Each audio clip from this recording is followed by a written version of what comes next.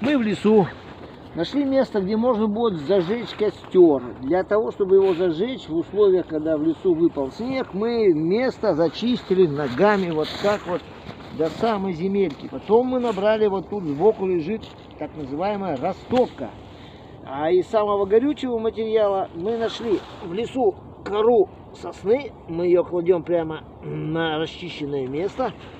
Она будет изолятором от сырой почвы. А потом мы в лесу нарвали сухих листиков, сухих именно, на ощупь сухих, и немножко бересты.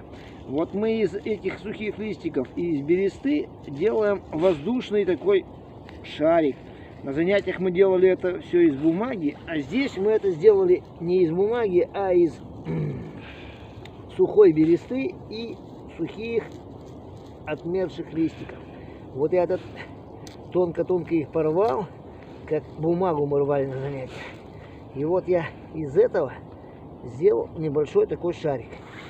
Прежде чем бросать в этот шарик при помощи огнева искру, вот такой вот огнево, оно вот такой вот дает заряд искры. Вот чтобы такую искру бросить, она, конечно, попадет, загорится, но сразу надо приготовить небольшие веточки, очень тоненькие, а лучше сосновую хвою засохшую, вот то, что у меня в ручке.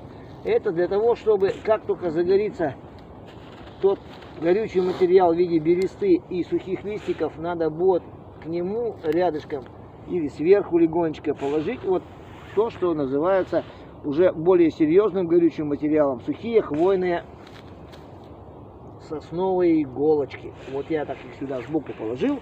Вот теперь взял в руки огниво, направил огниво на тот горючий материал, который я выложил, и пытаюсь искру положить прямо в центр этого горючего материала.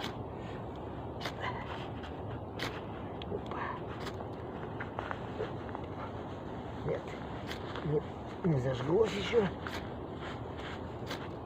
О, вот уже огонек был, но тут же погас. Ух ты, еще я неаккуратно дернул рукой, рассыпал.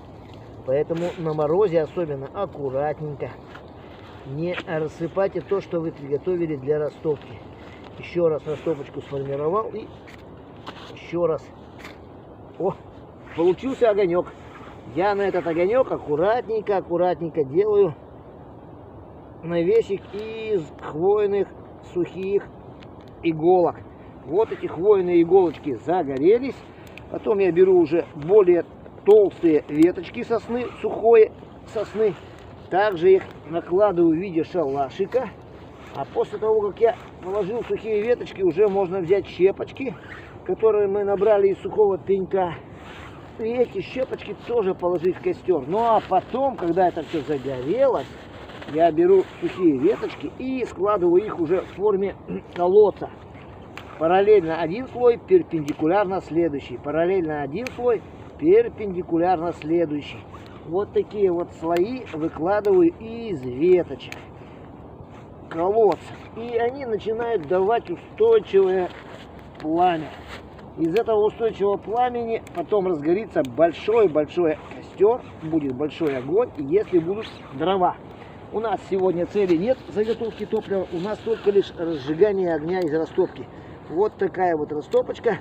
Я сейчас набросаю веточек, чтобы она горела как минимум 10-15 минут. За это время я могу привести новые растопки или положить уже более серьезное топливо. Наколотое, нарубленное поленья, которые дадут уже жар на минут 30-40, а то и даже на целый час. Итак, вот то, что горит, это очень здорово. Слава, можно на этом заканчивать. Костер у нас получился первый. Так.